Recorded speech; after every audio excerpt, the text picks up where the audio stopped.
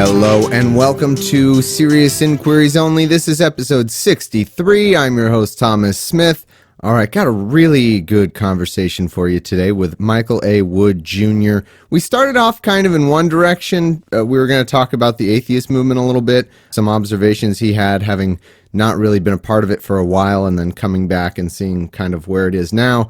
But, you know, we didn't end up focusing on that a whole lot, just to give you the heads up. We ended up having a pretty heated debate about neoliberalism and what candidates we should be supporting, how to move forward to accomplish the kind of social change we need. It was really fascinating stuff. One of those cases where I think I'm debating someone pretty far to the left of me, and we're trying to find some common ground there. So it was really fascinating. Thanks so much to Michael for coming on.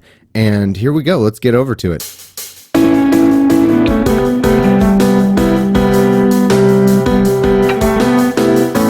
Joining me back for, I think, the second time, Michael A. Wood Jr. How you doing, Michael? I'm fine, Thomas. How are you? A real pleasure to be here with a wonderfully thinking mind of a skeptic. Thanks so much, man. You reached out. It was really interesting to me. I can't wait to hear what you're talking about. Now, you've been on the show. We talked a lot about police reform. I know there's always more we could cover on that.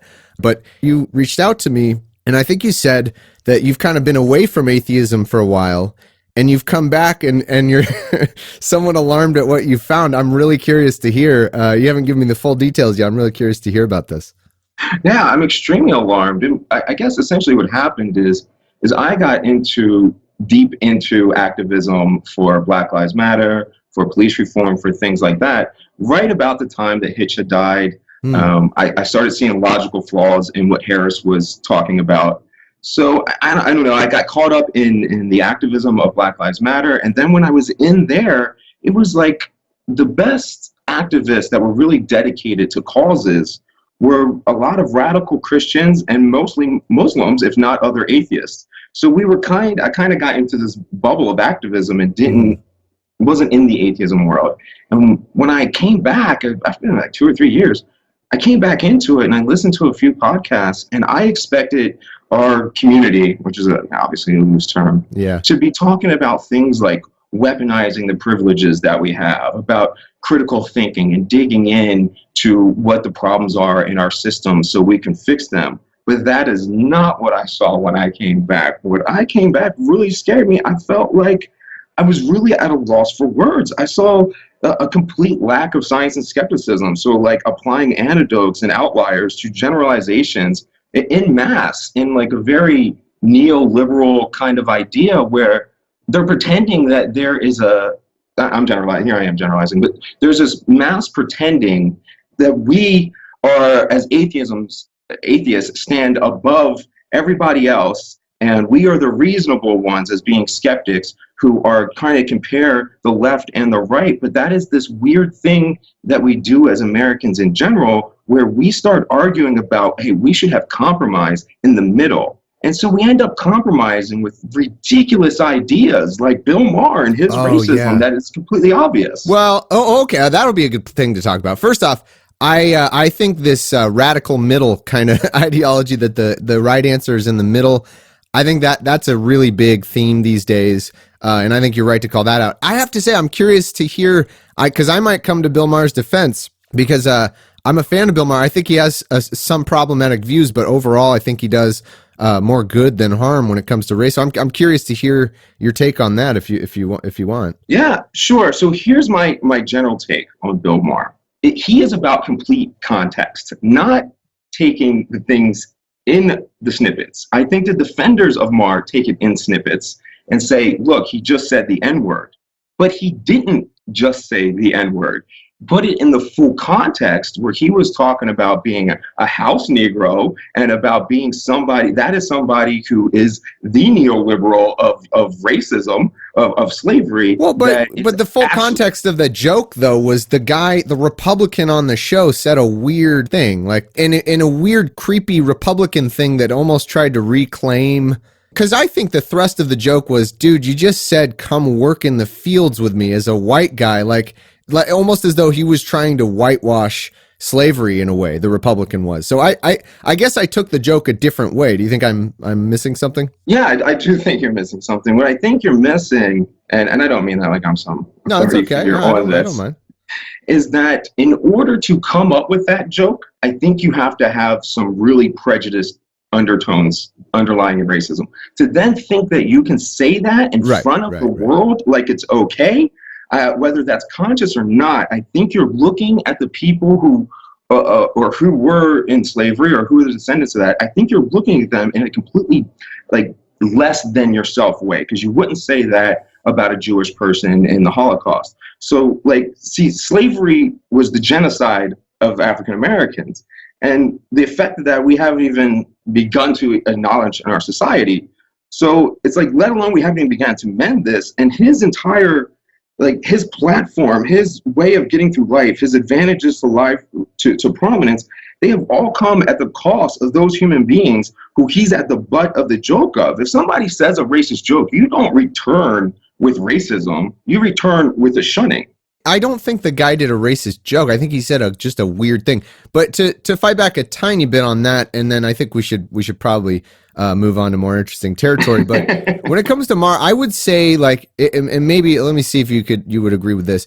He apologized, and he had, I don't know if you saw the show after, but he had actually a couple black guests. He had Ice Cube, and he had Cornel West. Yeah. But he had a few, and he allowed them to, essentially scold him. And I think that he showed real tone deafness. I think that he should not have made that joke. The funny thing was, I had Ishmael Brown, a friend of mine, on who does Angry Black Rant, the podcast, and he actually thought the joke was fine, which is kind of weird. But because I thought it's not, I think it's just not worth the baggage of using that word. And also it's very curious that word would be so on the forefront of his mind. And I agree that that's problematic.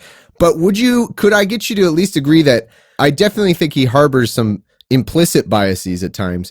I think explicitly he's fighting for the right causes. Like he's on the side of trying to fight against like pretty shitty Republican policies, fight against Republican ideology. Like I think he's at least trying to do good. If maybe we could argue his implicit bias might be something. What do you think about that?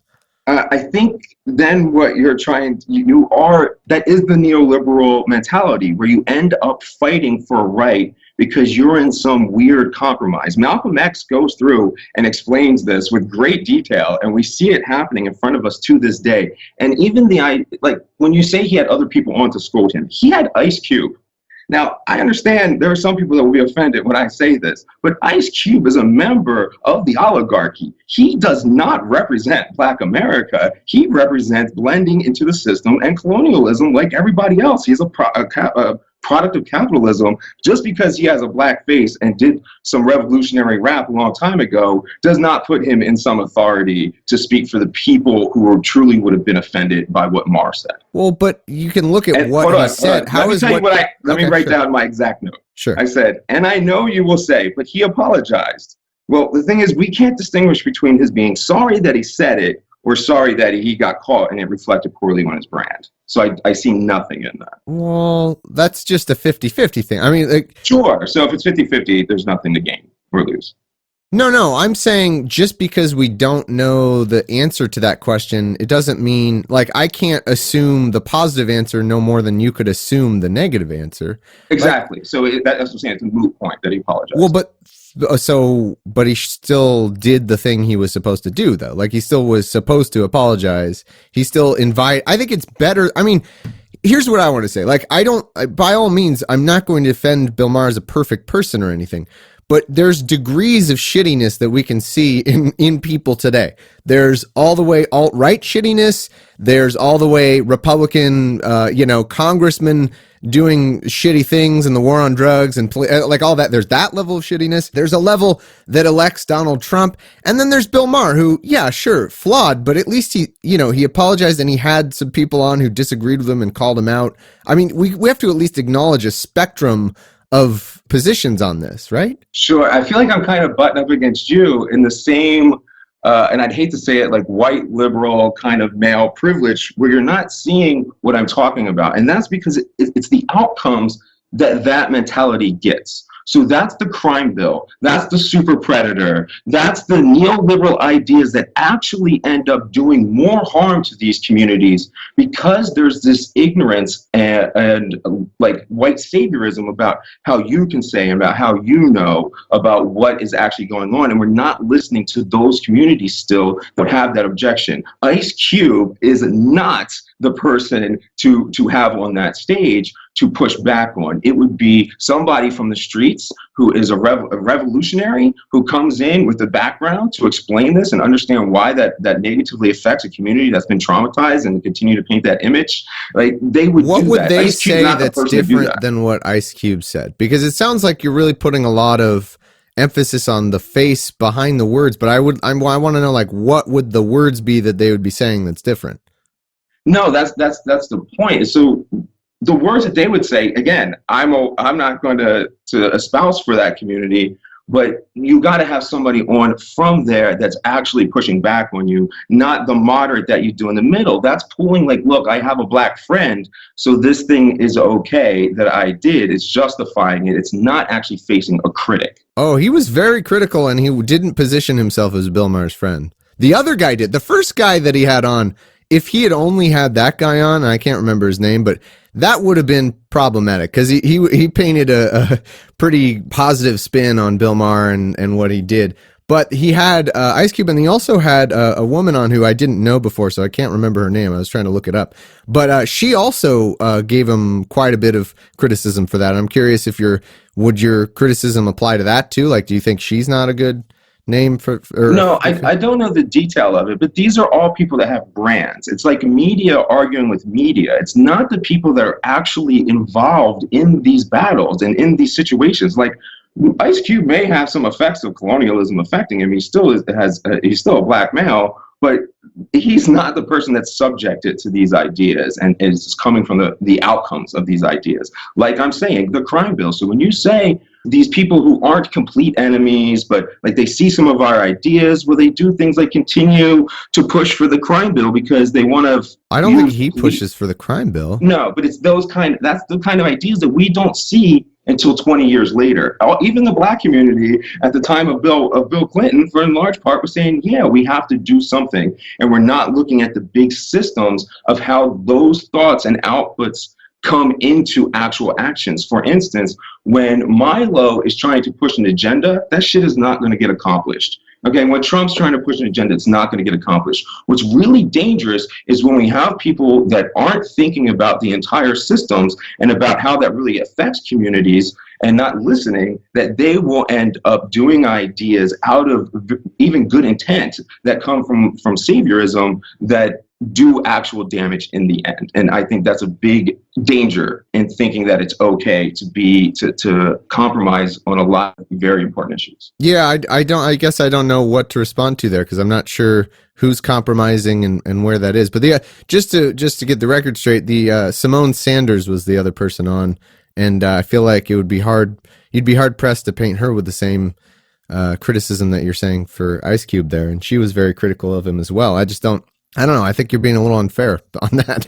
Yeah, I know. I mean, I get that from a lot, but I don't think, like, I shouldn't be the one to speak for this, but I think you would get a lot better of an articulate position about how this affects people on a personal level about images if we talk to somebody like Dee Watkins, the author from Baltimore, somebody like that actually understands these systemic issues and how it affects communities that are marginalized and are the subject to these kind of things that we brush under the rug. Yeah, okay. Well, I think we should move. I think we've kind of spun our wheels on that. I don't think we brushed it under the rug exactly, but anyway, okay. So where else should we go? In terms of you sort of leaving or I guess not being very like aware of the atheist movement and then coming back. I'm really curious about that because I mean, you're going to find I think mostly agreement from me on this because I've been talking about a lot of the major leaders and why I think they've sort of lost touch with skepticism. But I'd be curious. So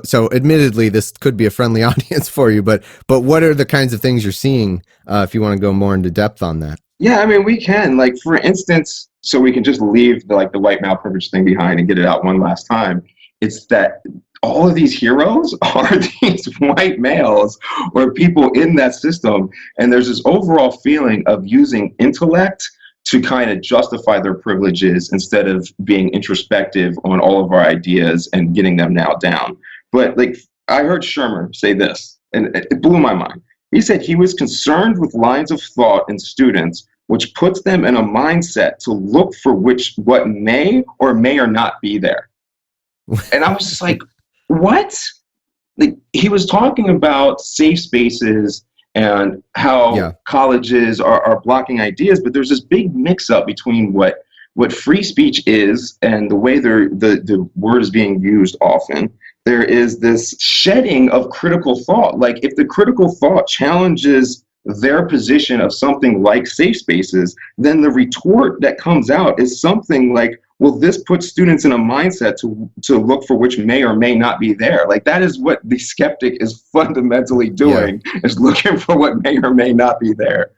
Yeah, I have found Michael Shermer's positions on this to be a bit bewildering, to be honest. I had him on a couple times, and he'll say stuff, and then most of the time it's something that it just happened to be when he came on, like something that I had researched pretty thoroughly, and he just hadn't looked into these things. Like, there's such a knee-jerk reaction in a lot of skeptics now to just look for, it's confirmation bias. Like, oh, this person was blocked. Like, I think just today, as we're recording, a Berkeley group disinvited Richard Dawkins. And like, I haven't had a chance to look much into this, but already I saw someone pointing out the fact, like, okay, it wasn't the school itself, it was the group. And they constantly, in the past with the Milo stuff and with the Ann Coulter stuff, they blend together like what the school's doing, they blend together what the group is doing, they blend, like, they're just not looking skeptically into these things. And it's really frustrating to see a group that I might have hoped was more skeptical than your average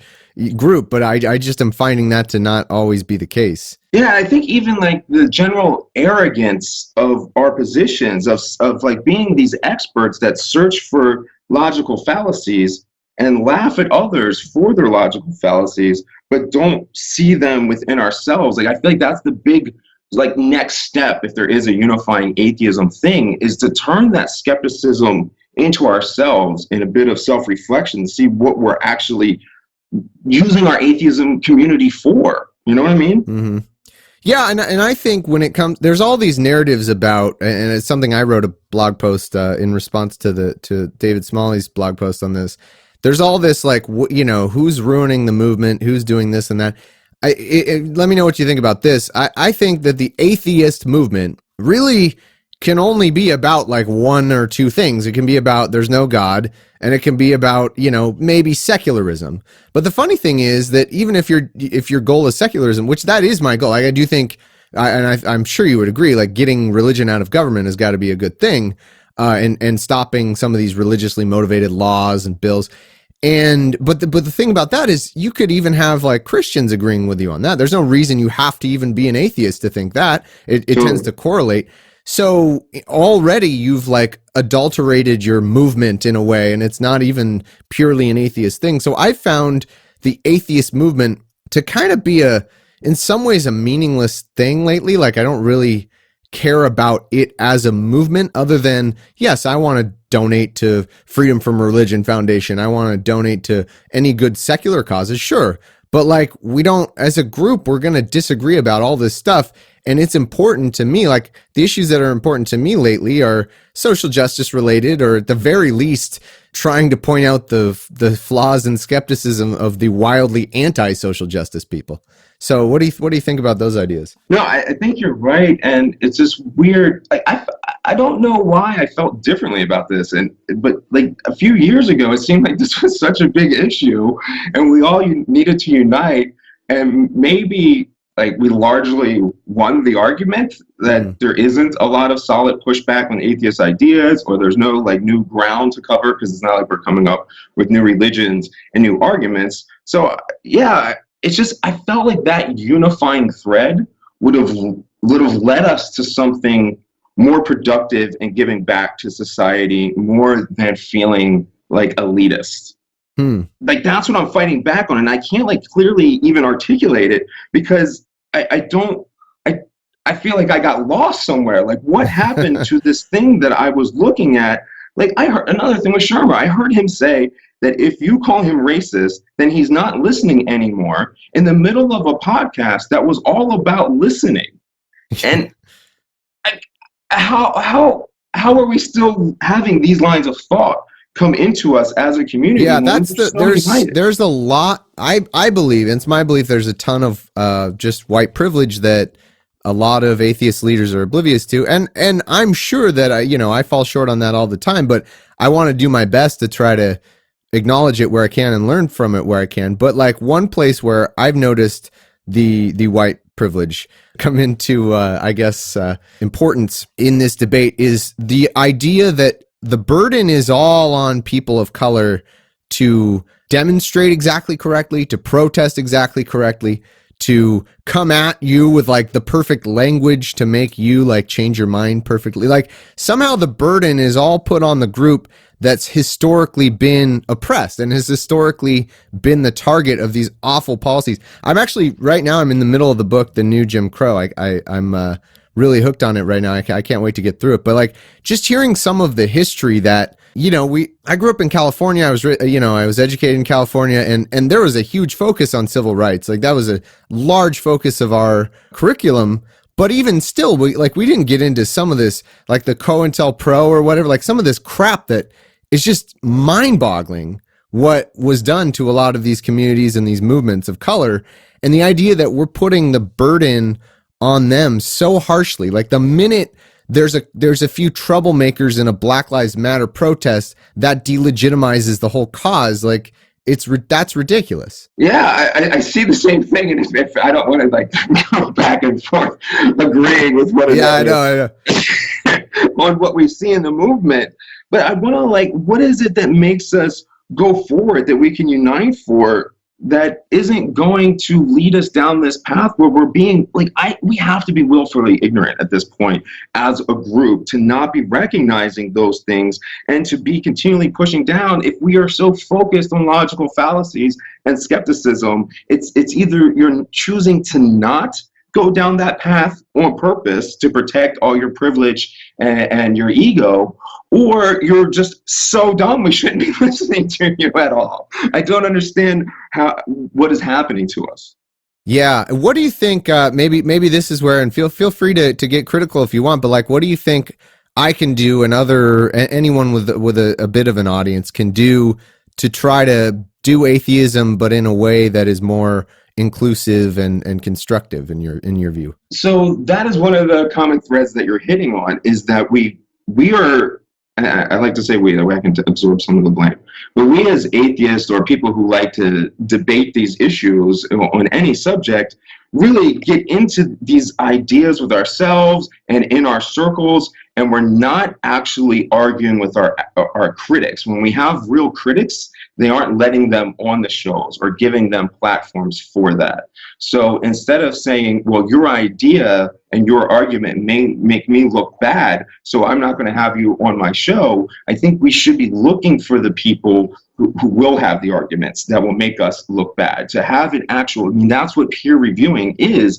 to be challenged on a real level, not to isolate ourselves while we talk about safe spaces and free speech. Yeah, I agree with that totally, wholeheartedly. I think it is a little tough. I know you and I, I'm sure, can find disagreement somewhere, but it does seem like we're largely agreeing on this. And I just to go along with you more, I think it's a big challenge, because atheism does skew white male pretty heavily, just demographically, and a lot of people want to try to put that on, well, that's because, atheists are being non-inclusive and are being racist or being, and actually, I don't think it's quite fair to say that explains it, because I think a lot of it is just a demographic thing. A lot of it has to do with the demographics of our society and the demographics of who tends to be more religious and not. And without trying to put any blame on that, once you realize we're in a position of being heavily skewed toward one demographic, which is white and male, I do feel like we have a responsibility to try to keep that in check, and we have a responsibility to try to do our best to promote those voices that aren't going to get heard and to facilitate those kind of voices in a community where they're just outnumbered, And I would even argue the reverse of that.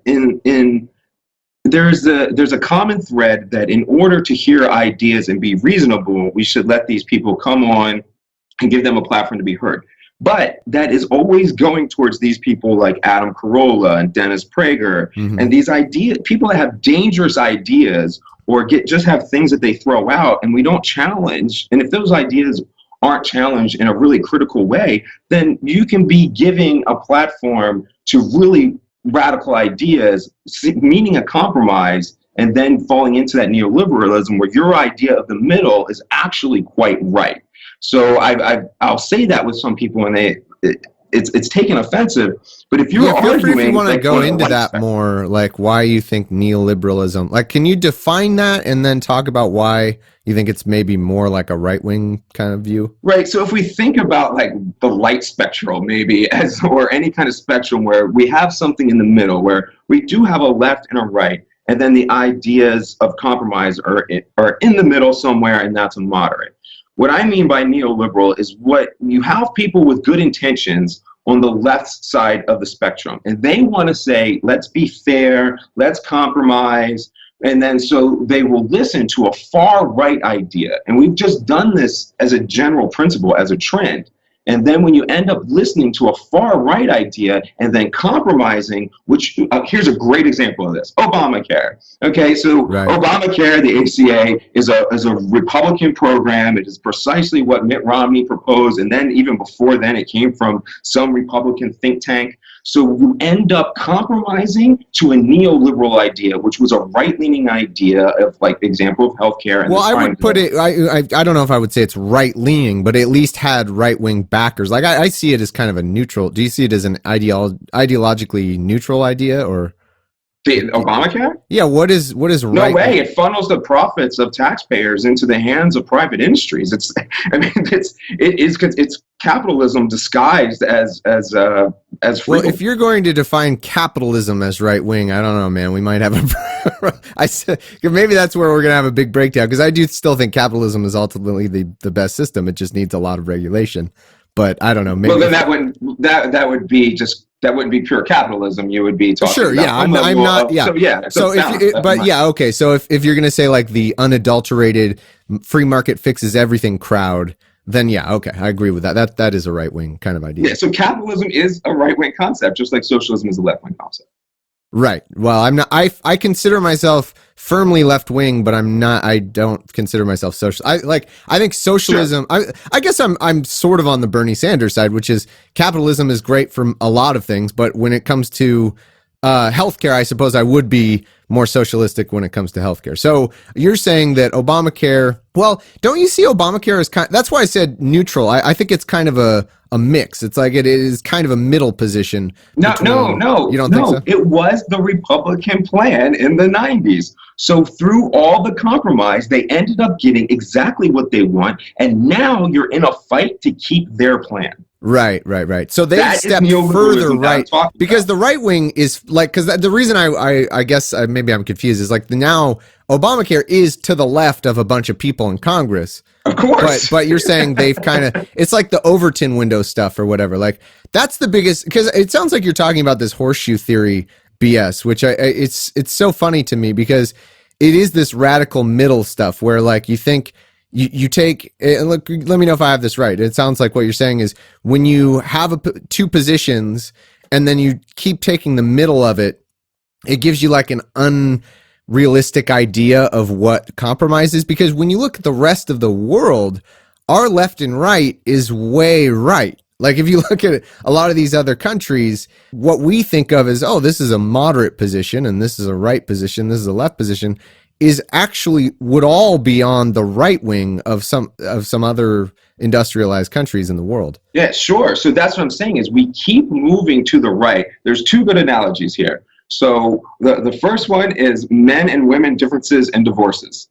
So women are always fighting to win. Of course, I'm being generalizing here, but women fight to win and men fight for fair.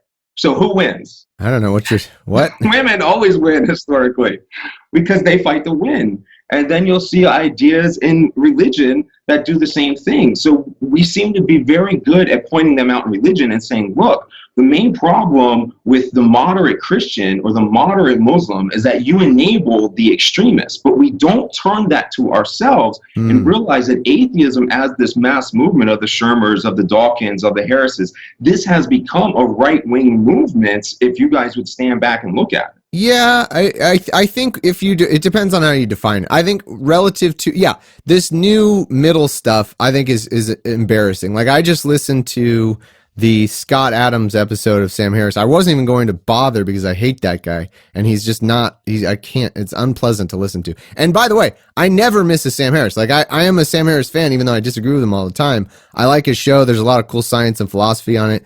Love it. But I almost never skip it, except for this time I was going to. And then everybody emailed me saying, oh, you're going to talk about this? And so I was like, all right, fine.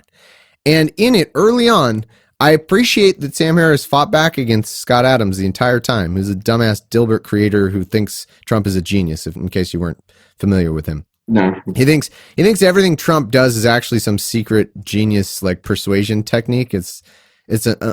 I would rather argue with someone who thinks the world is flat, like is legitimately that level of stupid.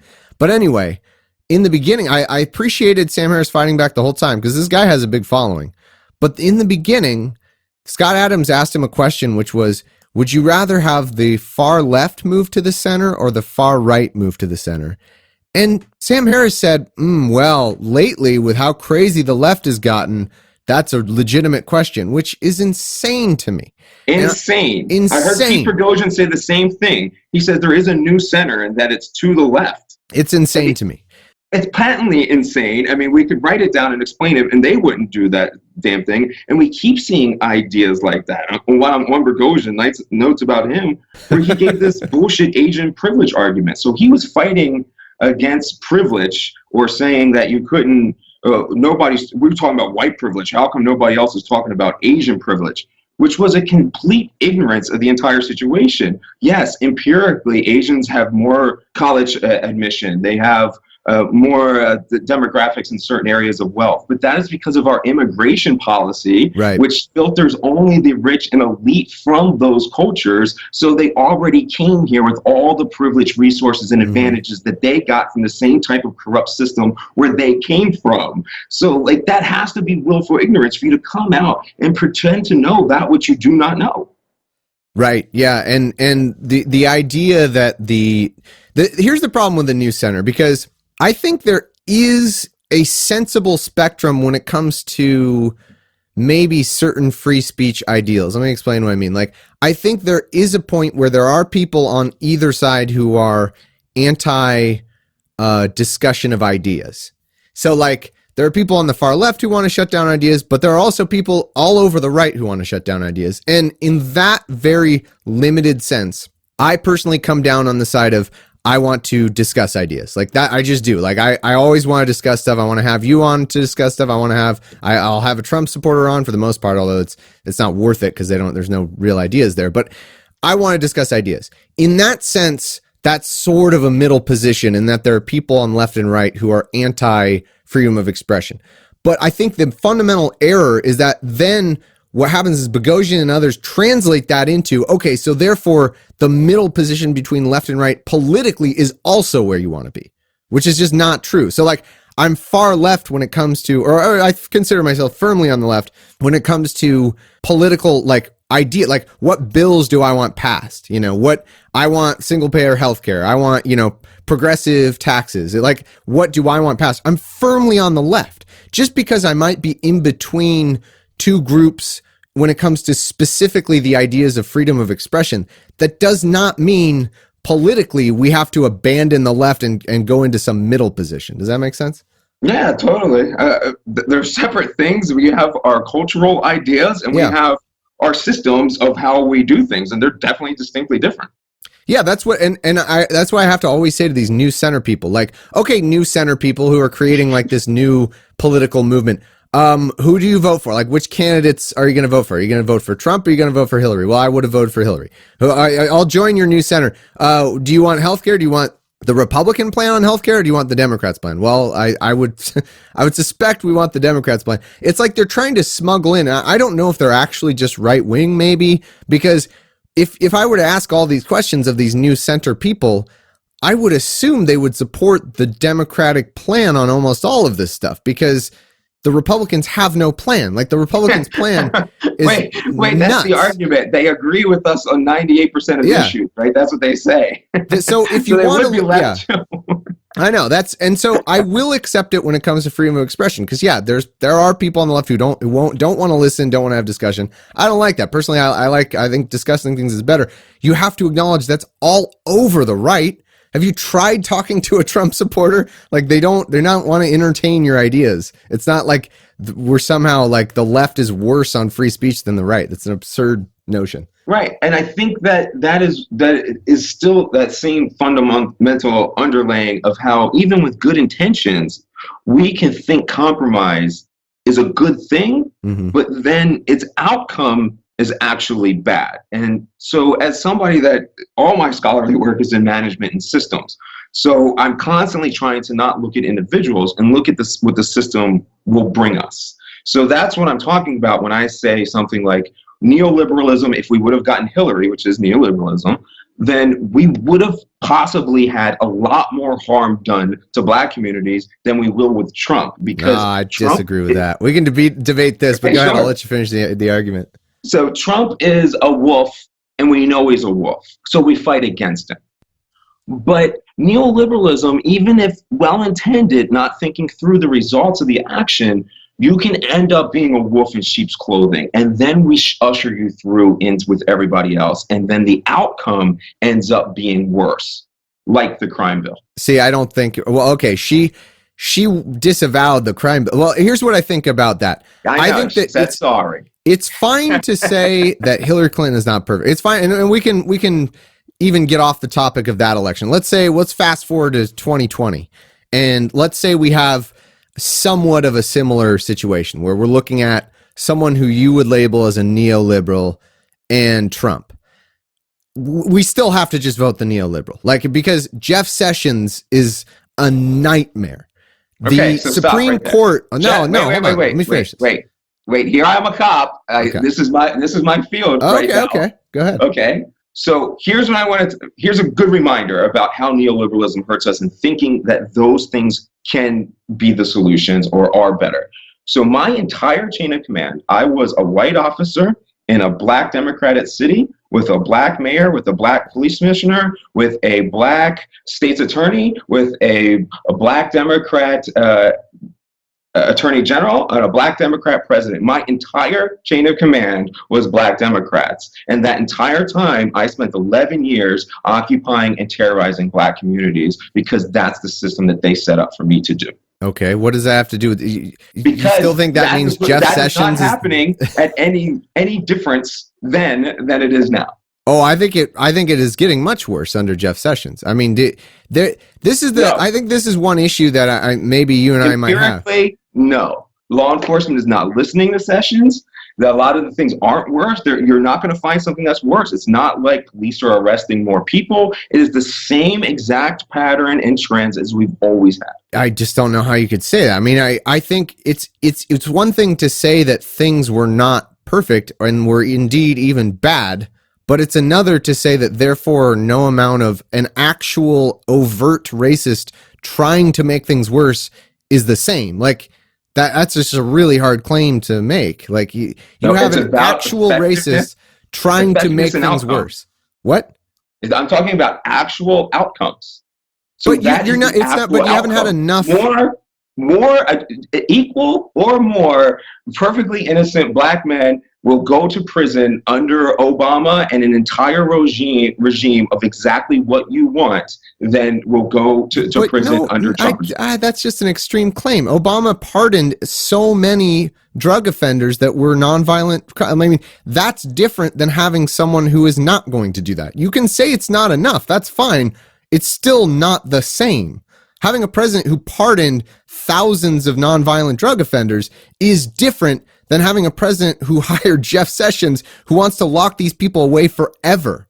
It's different. I mean, it's just, you can argue that it's not enough. That's fine. But like, to say that we're going to look in 2020 at the options between someone, let's say it is someone like Obama who has those views on nonviolent drug offenders, and then Trump, I mean, you cannot tell me that that's the same. What I need you to do, or anybody listening to us to do, is to go look at the actual stats and how it ends up. I'm telling you that morally, those people are wrong. But because of the way our systems work, we push back against the ideas of a Jeff Sessions, but we let the ideas in of a Hillary Clinton in the crime bill. And then what outcomes that actually happen are end up being worse because of what we allow to slip in. It's just patently true. It's just true. By the outcomes, by the numbers. Okay, well, I can just say it's just not true by the outcomes, by the numbers. Like, we'd have to discuss actual evidence. For one, this is also a future claim. Like, Jeff Sessions has only had a few months. You can't evaluate that yet, right? I mean, could we agree on that? What I'm trying to say is 4 years or 8 years of anything is not enough to change that system in any which way. And patently, what we see is that when somebody does the extreme, like a Jeff Sessions, then people push back and you actually end up with less on the outcomes. I'm not trying to make a moral argument. So then we should always elect the worst guy, it sounds like. No. See, that's okay, so what would you be your argument against electing the worst guy? No, I'm saying we have to be extremely careful about this, because what does happen throughout history is that we end up making these compromises that we're talking about here, and then they come through in things like votes where we say, oh, what will Hillary do? Well, she could have easily had us in a war with Russia right now. So what are these outside think that's true. That's what I mean. I don't think that's true, but okay. I mean, I think that the case she had a no-fly zone in Syria. She had. Oh my God, are we going to argue about the no-fly zone? Are you kidding me? You think that's going to be? Trump literally did a strike on Syria on Russian bases that Russians were in, and it didn't start a war. And you're going to tell me that Hillary would have started a war against Russia? I mean, there's no way. She would have negotiated. I'm pretty sure they told the Russian authorities before they did the strike. But. Right. Okay, then you could just use that same logic with Hillary. She would have told the Russian authorities before. Like, there's no way she was going to be more irresponsible on Russia than Trump. That's all I'm saying. But you have to look at part of Hillary's, and again, we'll apply this to 2020 when we have a candidate. Inevitably, I'm sure we'll have a Democratic candidate that a bunch of people don't like, because the far left I think, counterproductively eats its own. When we have a candidate who has these same policies, who says, I want to reform the criminal justice system. This is part of Hillary's agenda. She said, I want to reform these sentencing laws. I want to do this. I don't get how you're saying that's the same as Trump. How am I to know when the next candidate comes along? I guess this is the question I can ask. How am I going to know if your theory is they end up being the same? How will I know that going into it? Because their stated agenda sounds good. Because we have to be fighting to break up and disrupt power, not choosing which team we're going to be in. We're in a situation right now where our country is patently an oligarchy or a plutocracy. We know this. So we have to fight against these systems, not against these individuals. These individuals are bullshit. That's the whole point, is that this system is a colonial system that is built upon creating a mass separation and disparity of the rich and the poor. And it continues on with legalized slavery, like you're reading about right now. We literally still have slavery in this country. I don't know why people won't recognize that and address it as it is. So it's those kind of things. We have to disrupt the system. This is the system. Yeah, okay, I agree with that. So, right. So whether you can pick, what we do is we end up, okay, for instance, the Women's March. If Trump wouldn't have won, would we have had all these marches and everything else? I don't think so. If Hillary would have won, everyone would have been home. And that's the exact point, is that we accept this complacency on those kind of issues. Okay. And we end up doing more harm because we buy into the system when we have a friendly face. So then is it fair to say then the optimal solution is, since we're, again, trying to come up with what we can do, the optimal solution is vote Hillary in, but still remain just as vigilant on these issues? Would that be the optimal? When we were given a choice between Hillary and Trump, would that have been the optimal outcome?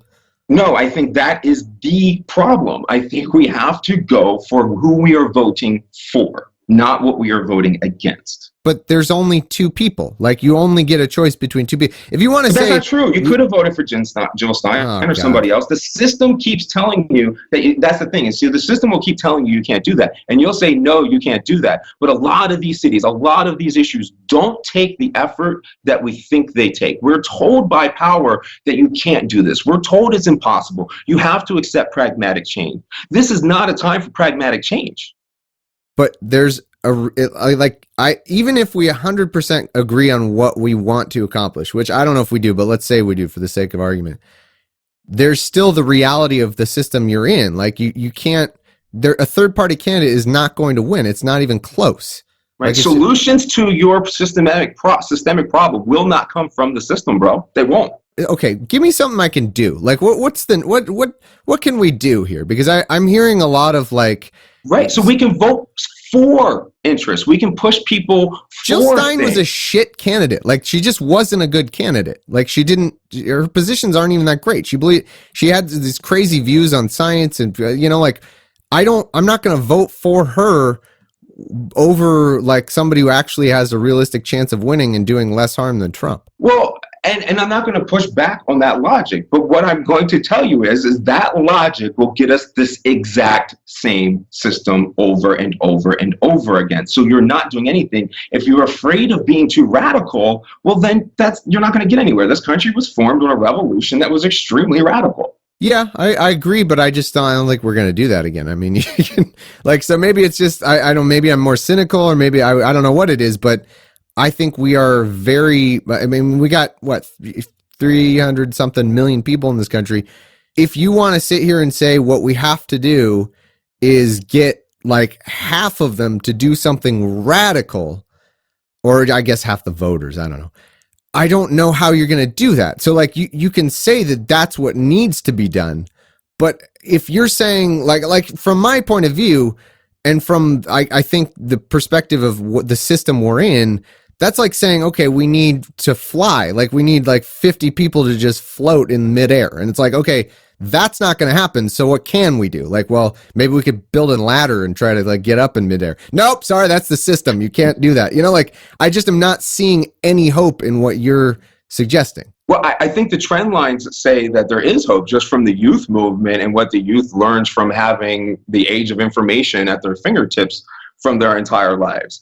It's not that I'm saying not that there's no solutions. I'm telling you, I think these solutions are extremely easy, that we stop buying into it and start educating people. So instead of making the argument that it will be less harmful for Hillary, start making the arguments for what we're for and breaking down that system. Well, look at Hillary's platform and tell me that wasn't good things to be for. Now, if you want to tell me that, she's lying. Oh, okay. Well, then how do I know in 2020, how do I know when a candidate is just because you've decided she's not going to do the things she's promising? How do I know that? Like, and how do you know that? I mean, you can't get to those positions without already being compromised. You are bought into the system full hook, line, and sinker to even get to that platform. That's the point. The answers are not in that platform. They're in us fighting, whether it's a local level or it's through education or it's through whatever skill we have, fighting for what we want and what we demand instead of fighting against what we're afraid of. Can you give me a firm example? Like, what do you mean? Like, what's an actual policy? Right. So instead of everybody rallying for Bernie Sanders at a rally and not actually accomplishing something, go to your local community, find those issues, and fight for it at home. For instance, but that's what I said earlier. Isn't the optimal solution to not have a moron who surrounds himself with white supremacists in the White House, but still do the things you're saying? Isn't the optimal solution to have someone who is trying to make incremental change versus trying to ruin our entire country and then still doing the things you're saying? I would say yes, if the caveat has to be that you're saying, look, we are swallowing a fucked up pill here. So we have to keep fighting the other thing and constantly challenging that. What I'm telling you is that the vast majority of the country who is standing up right now, if that face was doing the exact same policies as Hillary Clinton, they would be at home twiddling their thumbs. Well, I mean, you can say that, but I mean, that's not true. If Hillary comes in and institutes a Muslim ban, that's just not true. Like, we're not, first off, it wouldn't happen. She's not doing the exact same policies. She's not doing a Muslim ban. She's not, she's not. If she did. I just don't think that's true. I think we would all turn on her in an instant if she did institute a Muslim ban. If she tried to start kicking out immigrants from their homes, like, I think we would all do that in a heartbeat. I think we do things like, look, Obama locked up a ton of people for doing an exact offense that he admits to doing his entire life, but isn't he good that he released some of them right before he left? Well, how did he do that? What do you mean he locked them up? Well, he's in charge of it. He can easily order the rescheduling of cannabis for nonviolent drug offenders. He can easily order those things to be stopped. But he chose instead to let everybody that did the exact same offense that he did, because they weren't as privileged as he was, continue to rot in jails and have bail. He can change a lot of these things with the stroke of a pen. That's what I'm saying. Is that the exact same system? He deported more people on average than Trump has.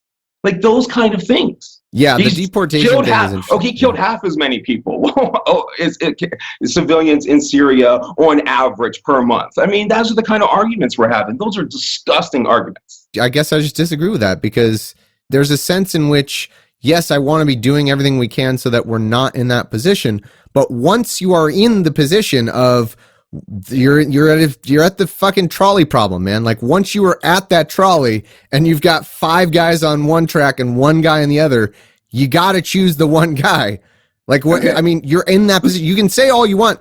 Boy, I wish I wasn't in this position. Boy, our society should get rid of these trolleys. Like, I agree, and I will 100% agree with you. But you've got a trolley coming down the track. You're an asshole if you don't pick the 1 guy, because you've just killed 4 unnecessary people. Yeah, I understand that as a moral decision, and you're taking it in isolation. We're dealing with a big system for an entire nation. So let me ask you this. Do you want less people to be killed by police officers in our country? Absolutely. Okay, so what reason would we have to believe that putting in Hillary Clinton would do more to kill less people than Barack Obama's administration? Than Barack Obama? I don't know. I think it wouldn't. No, I think I would put her as, I looked at Hillary as essentially continuing Obama's agenda. And now some people disagree with me on that, but I think she would have essentially continued it. Okay, so should we think then that that's a possible solution for police killing? No, I agree. I don't think she would have been a solution for that. However, when you get Jeff Sessions in there, Jeff Sessions disbanded a bunch of these federal programs that were trying to investigate and actually count up the numbers of police killings. It is unequivocally true that electing Trump did more harm for police killings. It's not going to be perfect. No. Yeah, no, you're at that trolley, man. Yes. You're wrong. There have been 24 DOJ consent decrees that have done absolutely nothing to reform any of those cities. In fact, they've made most of them worse because they took the funds away and wasted them on neoliberal policies that will not work. We will have the same, we will have the same amount of people killed by the police under Trump as we do under Obama, as we would under Hillary. It is this system. So if we were to fight for things that we care about, like police killing less people, then we have to go and fight for those things. That's all I'm saying. I agree. You're at the trolley, though. And first off, I have a different version of that. So I want, if you can give me some links, I would appreciate it or something so I can look into this.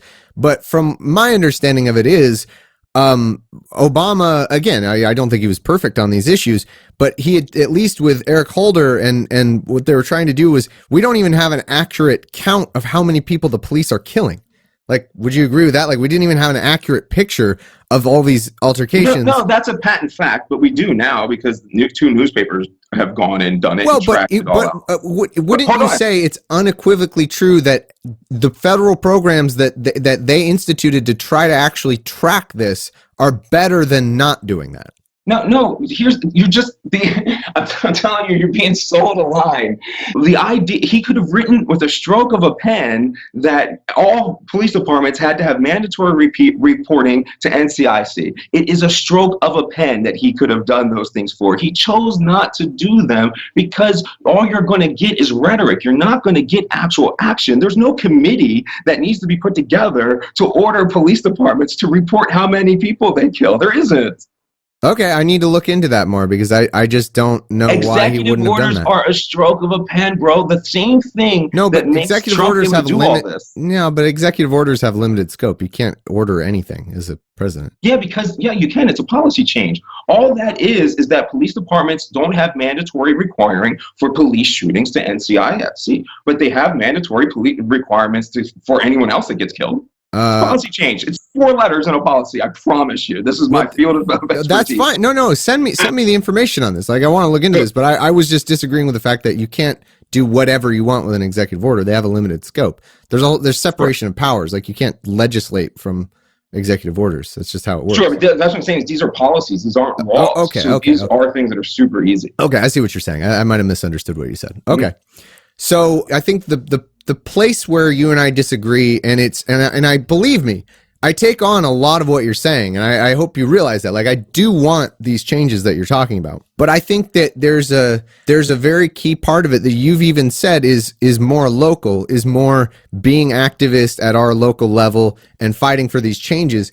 I think the only place where we really differ is by saying that somehow we can't do both that and not have fucking Trump in the White House hiring Jeff Sessions to institute these racist policies. Like, it just seems like that's obviously the optimal solution. But I do also think there's a lot of validity to what you're saying, which is when we've got someone we think is, on our side in the White House, then we think everything's fine. And then we think oh, okay, everything's being solved. And I think that's a very important message. And you're right about that.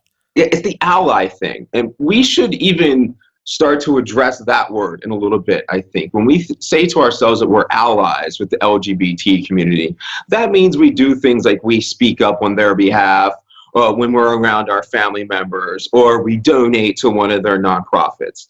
That isn't really going to do anything, and you have to look at yourself as being somebody more of a comrade, somebody that's going to get on there, risk something of yourself to actually stand up for people instead of doing that cookie cutter weird saviorism thing. Actually go out there and fight for those issues and put yourself at risk. Don't just argue with your family members to stand for LGBT rights. Go out with LGBT people that want you to help them and figure out what can you do to help them and serve whatever they need. That is true activism at a local level, not this idea of just handing out something or being the ally. The ally is so dangerous, and that's what I see in the neoliberalism ideas. We accept that as allies, and I want to just be allies are a really dangerous concept. I think that's fair. I agree with that. I had, let's see, when I spoke with Alex Jules recently, he said something that I thought was really made sense. I hadn't thought of it that way, is that I don't think I don't think it's up to you or I to call ourselves allies. It's up to whoever you're trying to help. They get to decide whether you're being an ally, because this behavior where you kind of do whatever you think is right and then say you're an ally, well, maybe you just did something that isn't actually helping that group, and you're kind of blinded by this motivation to look like an ally, when really it's not up to you to decide that, Yeah, that's one of those things that I'm seeing. So the ego of the individual makes you kind of do those ideas for the myopic gratification of feeling good, but that doesn't actually serve that community. If that makes sense. I think we this is normally when I come to a close on our podcast. I would say the last thing I would try out on you, because again, taking on board that I think you're totally right, and I think it is a big dangerous thing that when we have someone in the White House that we think everything's fine. Taking that on board, I do think the biggest harm that can be done, some of the greatest backwards momentum on a lot of these issues, that's really and permanent too, is in the Supreme Court, and I think that alone is a reason that we really needed to have a Democrat in the White House, because once we get one more justice going the other way, so one more retires and flips, we're so fucked. Like we're just so screwed on a level that no amount of activism can fix. It's an irreversible thing for the most part, without years of somehow turning the Supreme Court the other way, which takes decades. You know, if you get a bunch of young conservative justices in there like Trump will do, that is such a harm that I think you would need to factor into your calculus of like what does more harm or good. Yeah, I mean, I do not have a hard position against you. It's just that it's super dangerous, and we have to be aware of that at all times, that the solutions are not in the system. There may be some band-aids in the system, but there are no solutions. So even if you got the Democrat in there, that is only that temporary fix that you're arguing for with the president. It's still just that temporary thing. And we can, at a local level, my policing model is civilianledpolicing.org. So I'll throw that in there real quick. Sure, yeah. And somebody can go in there and look at civilian-led policing, which is a way to circumvent all those things on a local level by taking control of your own police departments and using them as your army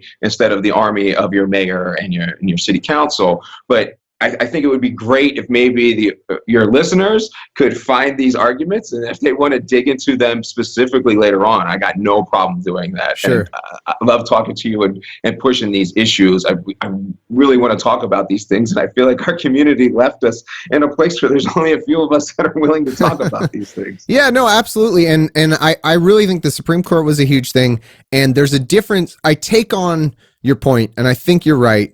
And I certainly I don't want to fight back against this. I take your point that getting a Democrat in there doesn't solve everything, and I by no means am I making that claim. And I think you've pulled me a bit toward your side on that claim. Like you pulled me towards yours a little bit. Somewhere. Well, no, we're finding that middle position that's right by definition. No, I'm just kidding. But I have to say that there's a difference between saying, okay, this won't solve anything, but there's also so much new future harm that having a Democrat in there keeps us from. Like, I know you might not be making progress, but once you look at the downward trend that the Supreme Court could take us on, and that Jeff Sessions and like all these other people could take us on, maintaining that line starts to look a whole lot better than not. So that's why I think the optimum solution is, when you're given that trolley problem of Hillary or Trump or whoever the next candidate is, of taking the one that's going to do less harm, but then still being an activist on the local level. It seems like the optimal solution to me. Yeah, let's get this last thing in, because I think this is important. Maybe. Go ahead. Yeah. So this is about lanes, right?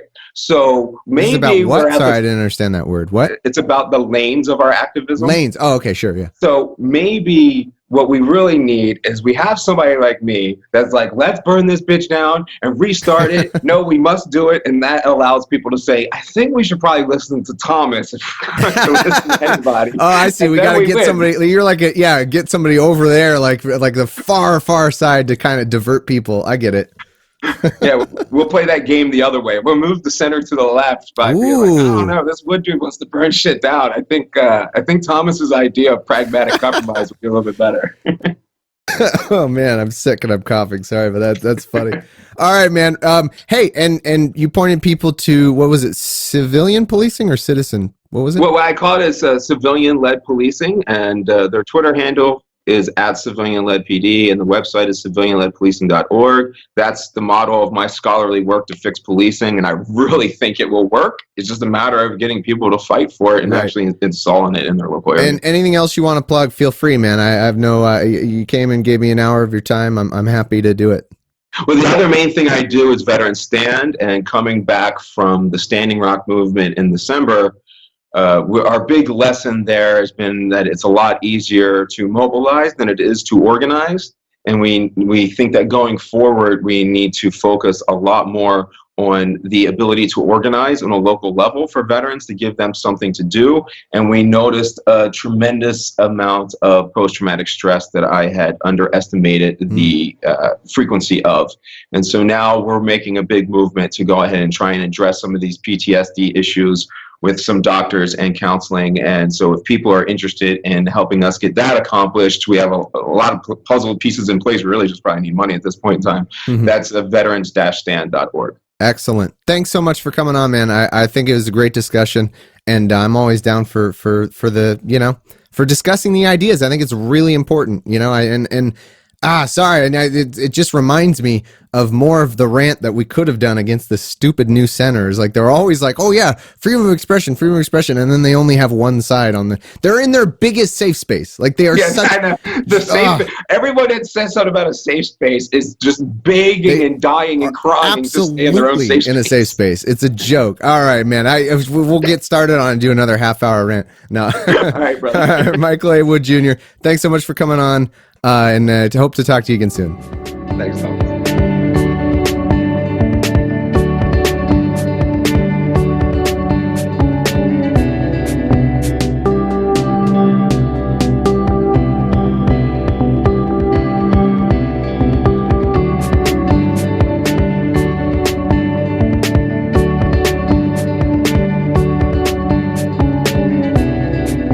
All right, interesting stuff. A lot to cover there. I think overall, I really do stand firm in that we need to be voting in the Democrat candidate in 2020.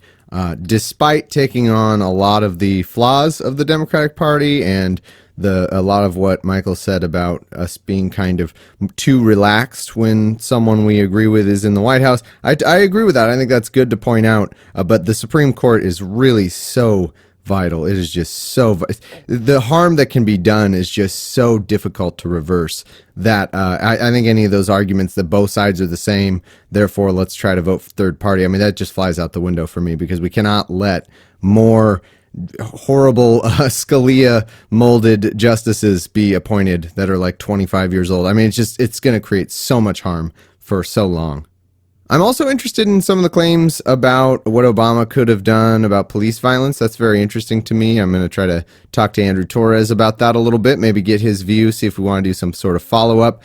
Interesting stuff there. It seems surprising to me that Obama wouldn't have done these things that would have been so easy for him to do. I just want to look into it and see what was the reality and the political reality of that situation. But really fun stuff. I think that was a really good conversation. I hope you guys agree. I'd love to hear your take on it. Maybe give me some voicemails. Call that number in the episode description. And if you give me a good voicemail, keep it short. Around a minute is ideal. Don't try to cover too much. Try to just make one point if you can and focus on it.